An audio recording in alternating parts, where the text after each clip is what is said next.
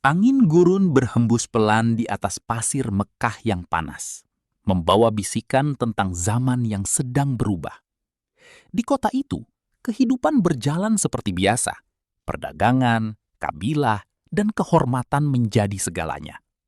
Namun di balik hiruk-pikuknya, sedang tumbuh sebuah cahaya yang mengusik ketenangan lama. Dakwah yang dibawa oleh Nabi Muhammad. Sebagian orang menerimanya dengan penuh harap, namun sebagian lainnya melihatnya sebagai ancaman yang harus dihentikan dengan segala cara. Di tengah pusaran itu, hiduplah seorang pria yang tak banyak dikenal. Bukan karena ia tidak memiliki kemampuan, tapi karena nasib menempatkannya di posisi yang tak diinginkan. Namanya Wahsy bin Harb. Ia bukan bangsawan Quraisy, bukan pula pemimpin kabilah. Ia hanyalah seorang budak dari Habasyah, hidup dalam bayang-bayang tuannya, tanpa kebebasan menentukan arah hidupnya sendiri. Namun, ada satu hal yang membuatnya berbeda. Wahsy memiliki kemampuan yang jarang dimiliki orang lain. Ia adalah pelempar tombak ulung. Bukan sekedar melempar, tapi melempar dengan presisi yang hampir mustahil. Sekali ia mengunci targetnya, jarang sekali meleset. Ia tidak membutuhkan banyak percobaan. Satu lemparan, dan selesai. Keahliannya itu membuatnya berharga, tapi bukan berarti ia dihormati. Dalam masyarakat saat itu, Sementara itu, di sisi lain Mekah, berdirilah sosok yang sangat berbeda dari Wahsy. Seorang pria yang disegani bahkan sebelum Islam datang, dan semakin ditakuti setelah ia memeluknya. Ia adalah Hamzah bin Abdul Muthalib, paman Rasulullah, seorang pejuang pemberani yang dikenal dengan julukan Singa Allah. Hamzah bukan hanya kuat secara fisik, tapi juga memiliki keberanian yang menggetarkan hati lawan-lawannya. Di medan perang, ia seperti badai yang tak bisa dihentikan. Setiap langkahnya membawa keyakinan. Setiap ayunannya menghadirkan ketakutan. Bagi kaum muslimin, kehadirannya adalah pelindung. Bagi musuh, ia adalah mimpi buruk. Kontras antara dua sosok ini begitu tajam.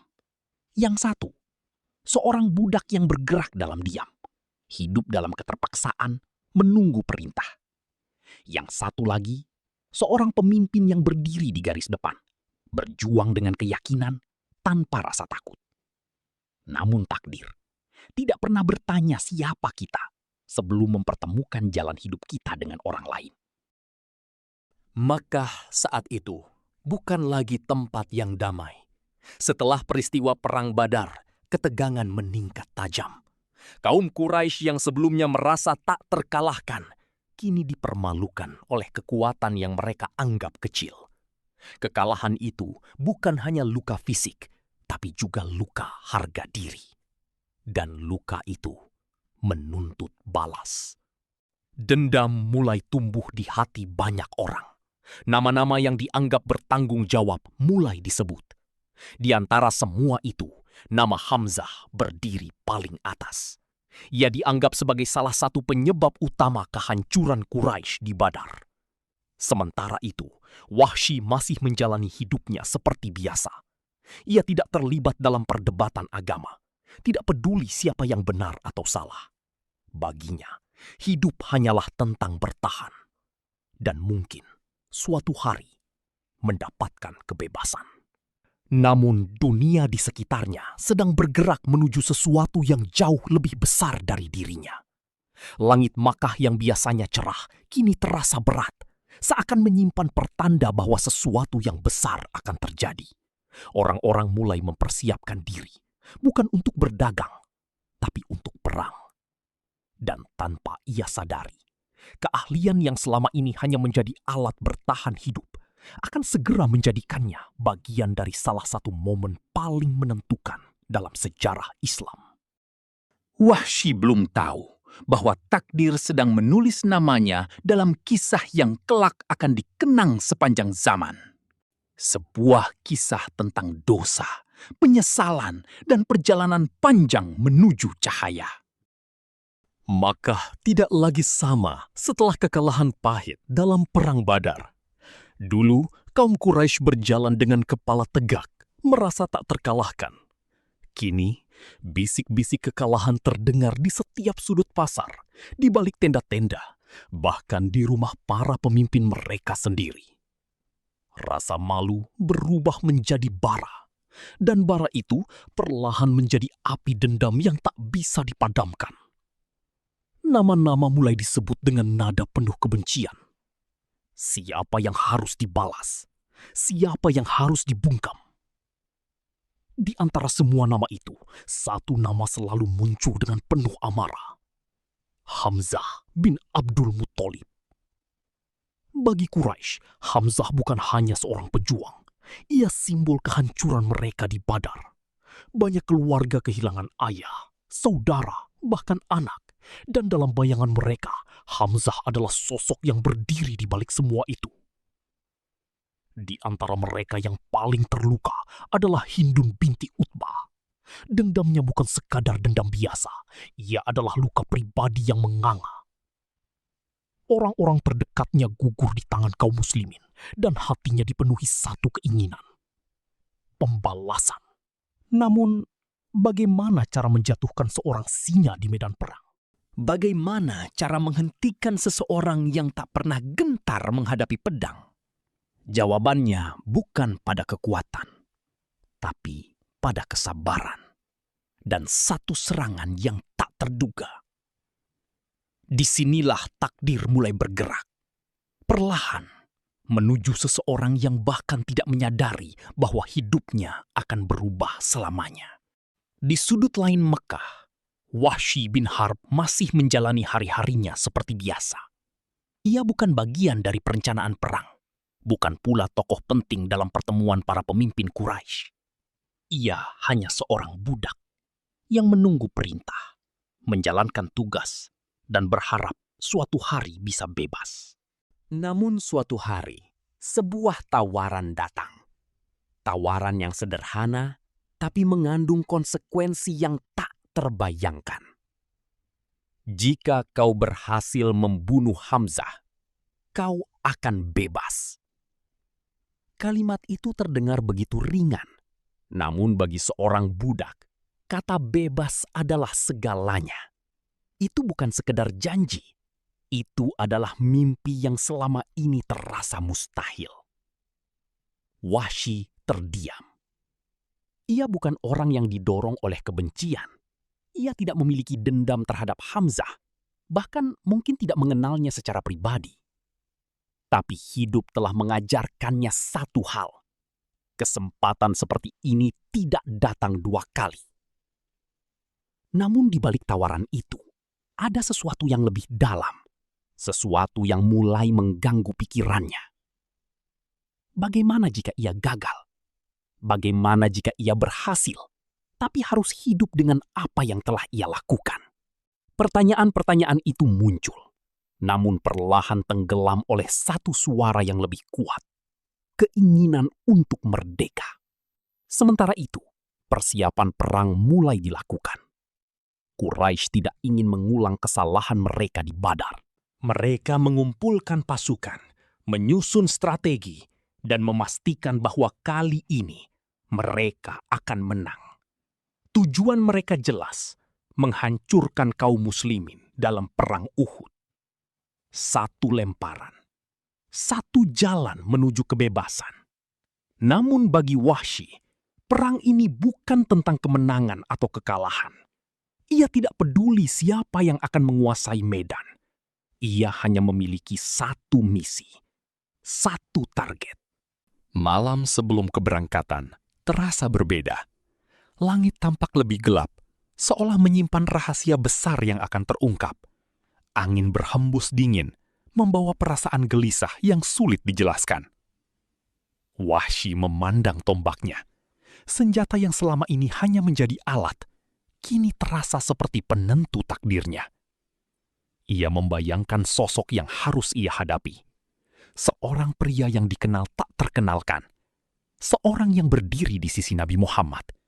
Seorang yang dijuluki singa.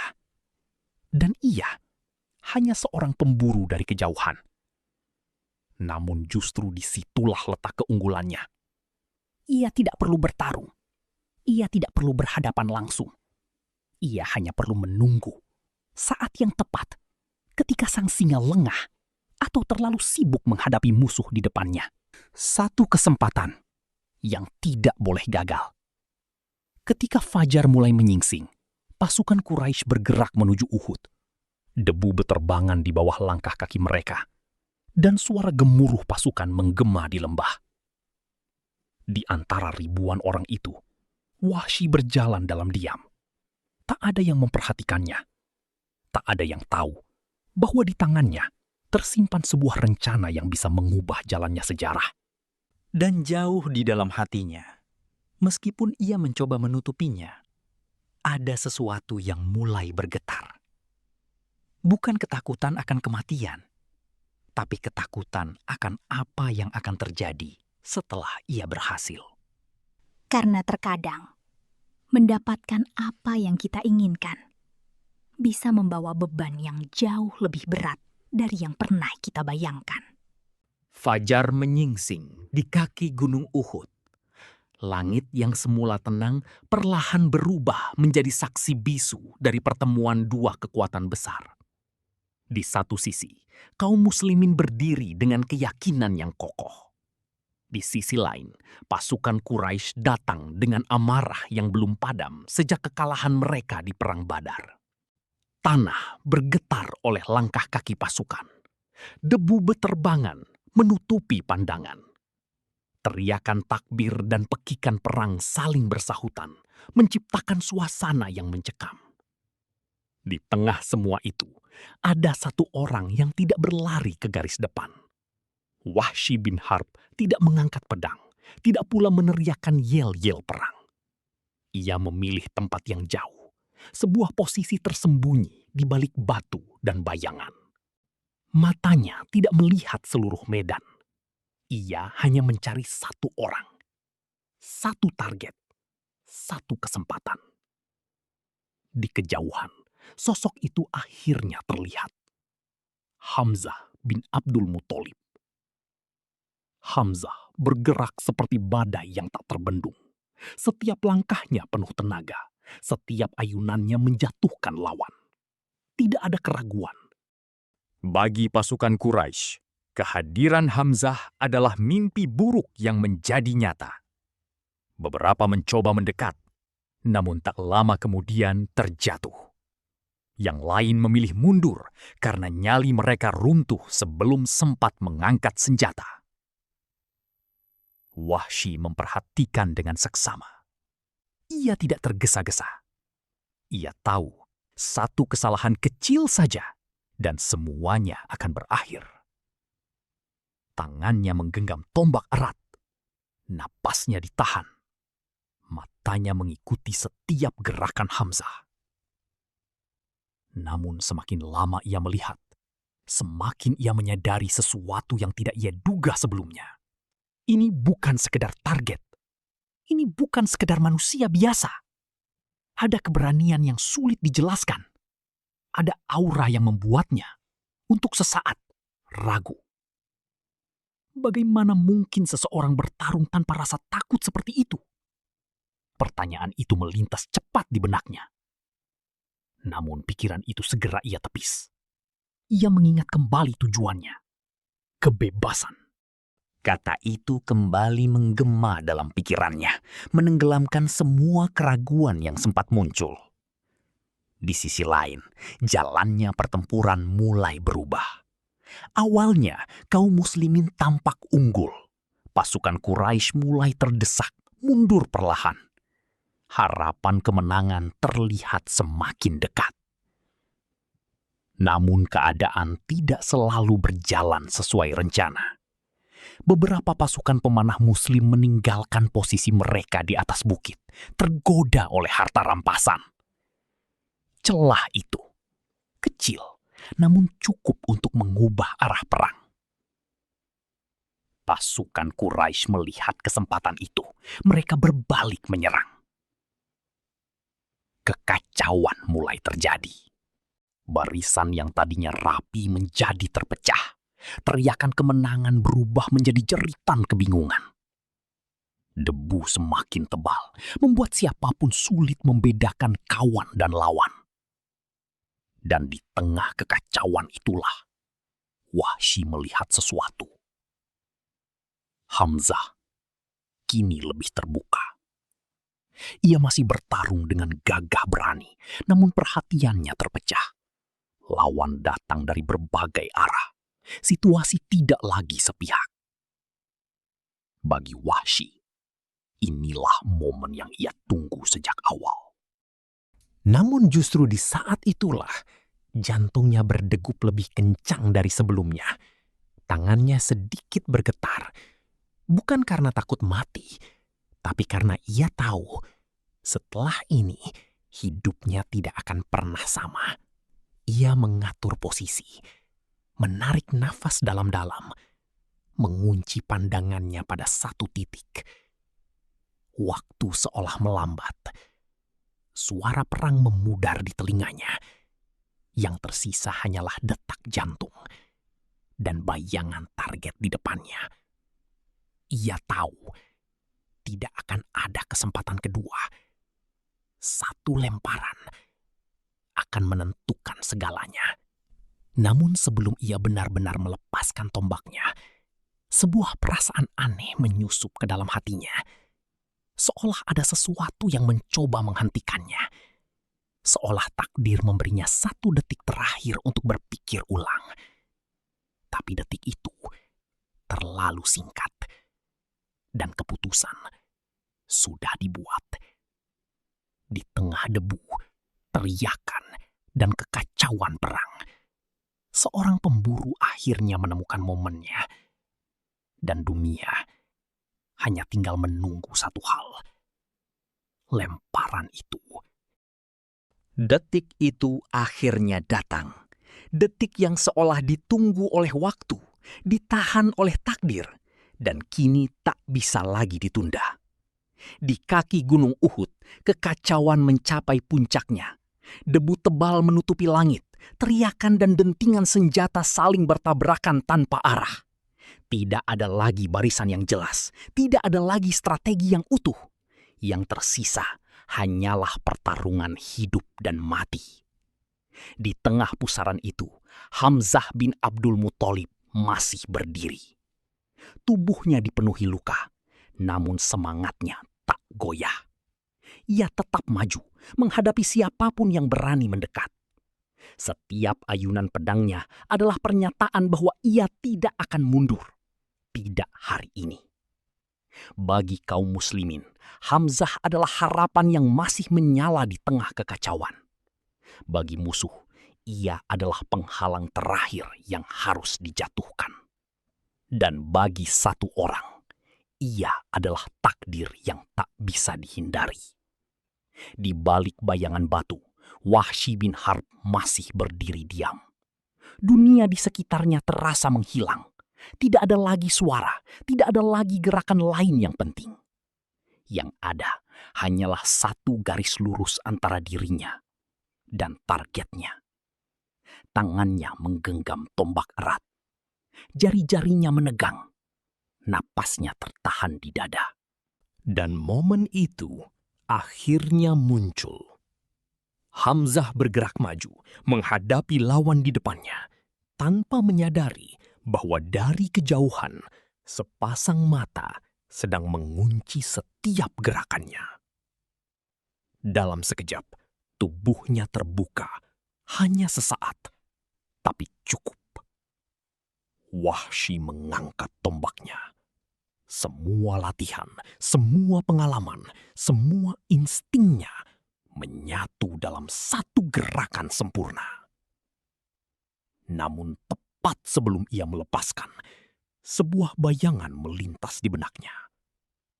Bagaimana jika ini bukan sekadar lemparan? Bagaimana jika ini adalah sesuatu yang akan ia ingat selamanya? Jantungnya berdegup keras. Waktu seolah berhenti.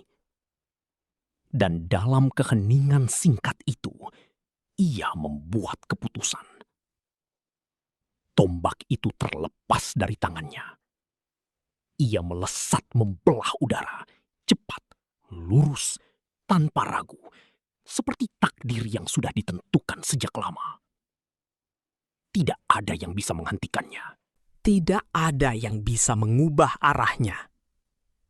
Dalam hitungan detik, semuanya berubah. Tombak itu menghantam, menancap tepat pada tubuh Hamzah. Seketika, gerakan sang singa terhenti. Langkahnya goyah, pedangnya melemah, dan tubuh yang tadi berdiri kokoh perlahan runtuh ke tanah. Medan perang seolah membeku. Beberapa orang menyadari apa yang baru saja terjadi, dan wajah mereka berubah.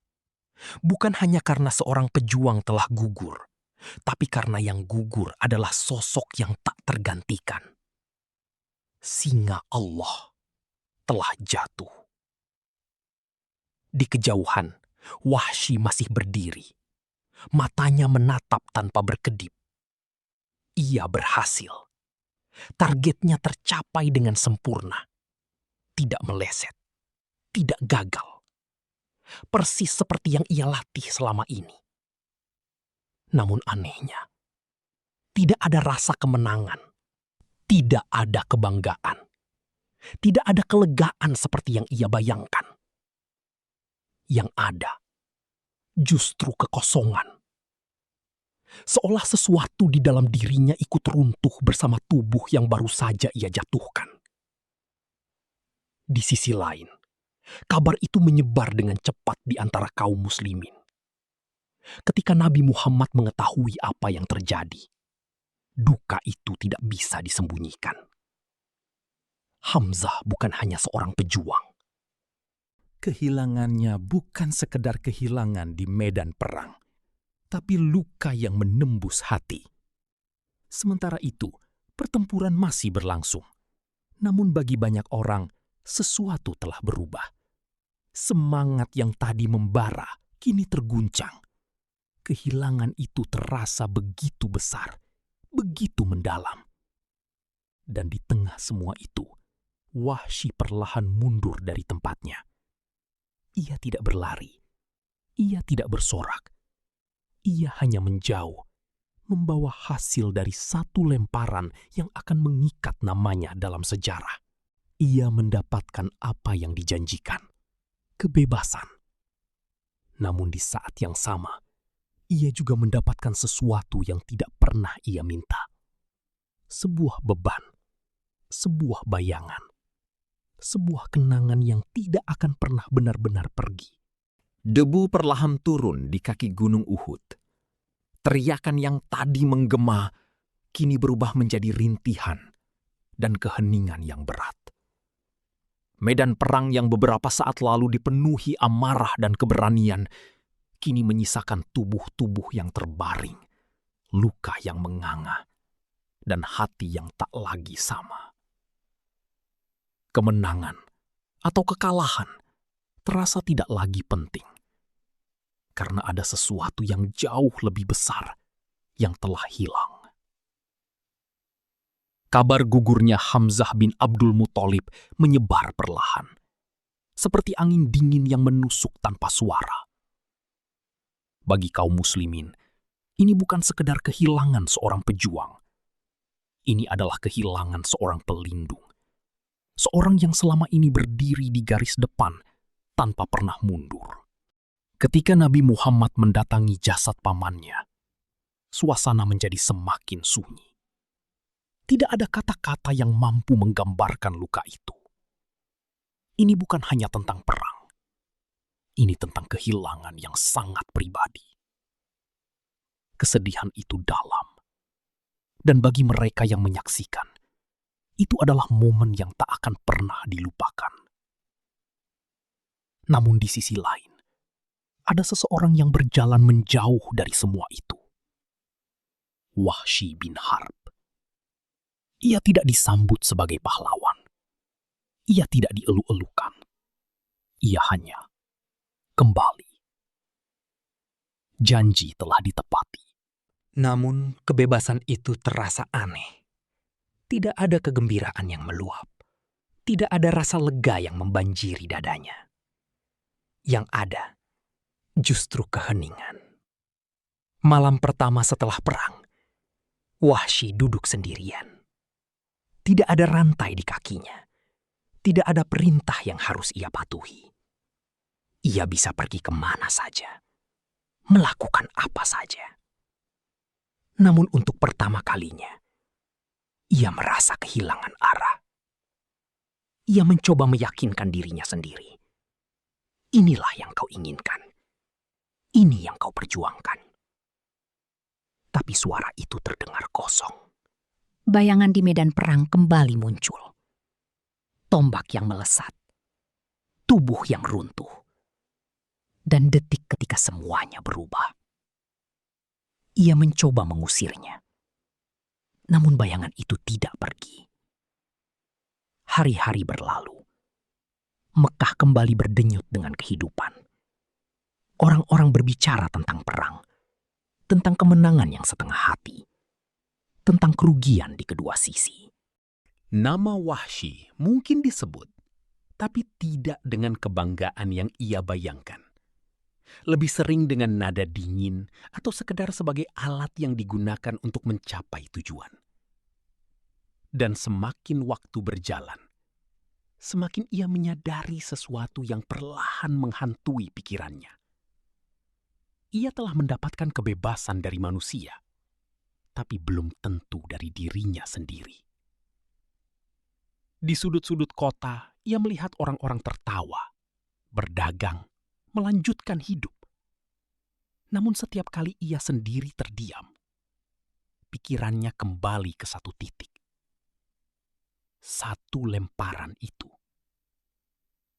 Ia mulai bertanya, apakah semua ini sepadan? Apakah kebebasan yang ia dapatkan sebanding dengan beban yang kini ia rasakan? Namun pertanyaan itu tidak memiliki jawaban. Sementara itu, waktu terus berjalan. Dakwah yang dibawa oleh Nabi Muhammad semakin menyebar. Islam yang dulu dianggap lemah, kini semakin kuat. Perlahan, situasi berubah. Kota-kota yang dulu menentang, mulai membuka diri. Orang-orang yang dulu memusuhi, mulai mempertimbangkan kembali. Dan di tengah perubahan besar itu, Wahsy tetap membawa masa lalunya. Ia mencoba menjalani hidup seperti biasa. Ia tidak bisa kembali ke masa lalu. Ia tidak bisa menghapus apa yang telah terjadi.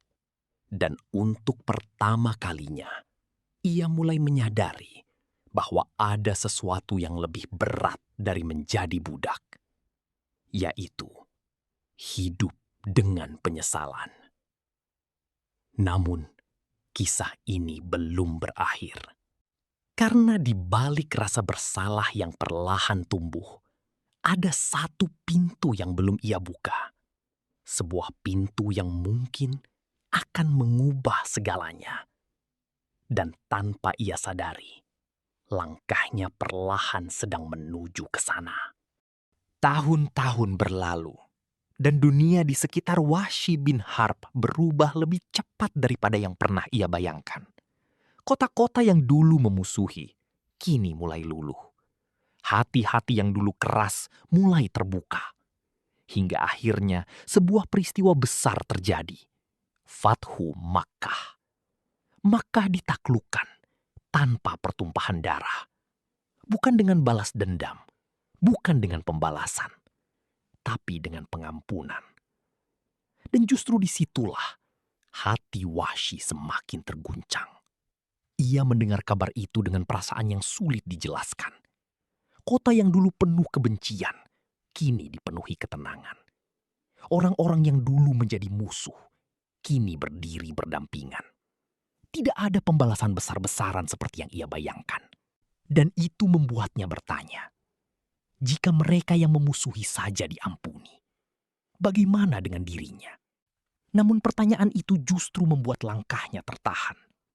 Karena ia tahu, dosa yang ia bawa bukan dosa kecil. Ia bukan sekedar menolak atau memusuhi. Ia adalah orang yang telah merenggut nyawa seseorang yang sangat dicintai oleh Nabi Muhammad.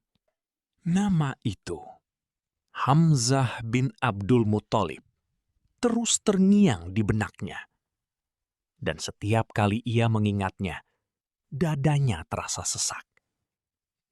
Hari demi hari, pergulatan itu semakin kuat. Antara harapan dan ketakutan. Antara keinginan untuk berubah dan rasa tidak layak untuk diampuni. Hingga akhirnya, ia tidak bisa lagi lari. Dengan langkah berat, Wahsy memutuskan untuk menghadapi masa lalunya. Ia datang bukan sebagai pejuang, bukan sebagai orang yang kuat, tapi sebagai seseorang yang membawa beban. Ketika ia berdiri di hadapan Rasulullah, suasana terasa begitu sunyi. Tidak ada teriakan, tidak ada pedang, tidak ada debu perang. Hanya ada dua manusia dan sebuah kisah yang belum selesai. Dengan suara yang tertahan, Wahsy menceritakan semuanya.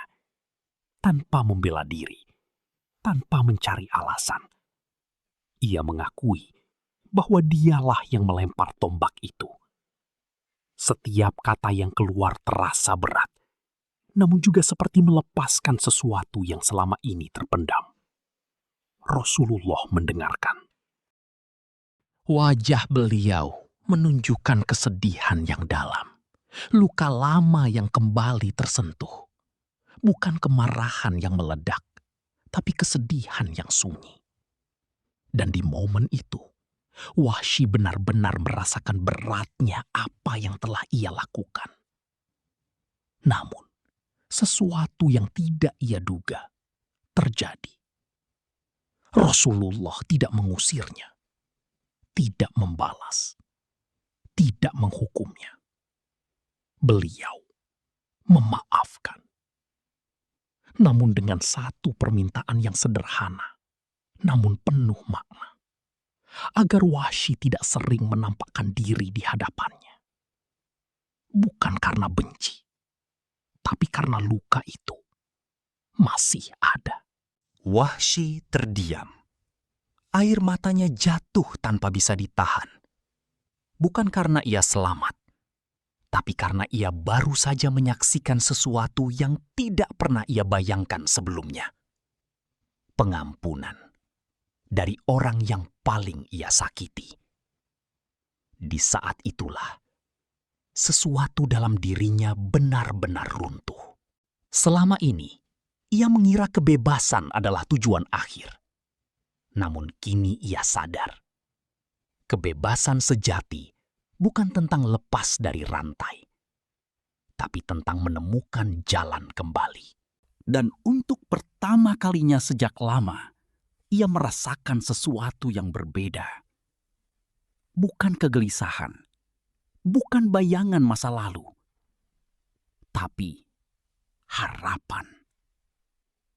Meski luka itu tidak hilang, meski kenangan itu tetap ada, ia tahu ia telah membuka pintu yang selama ini ia takuti.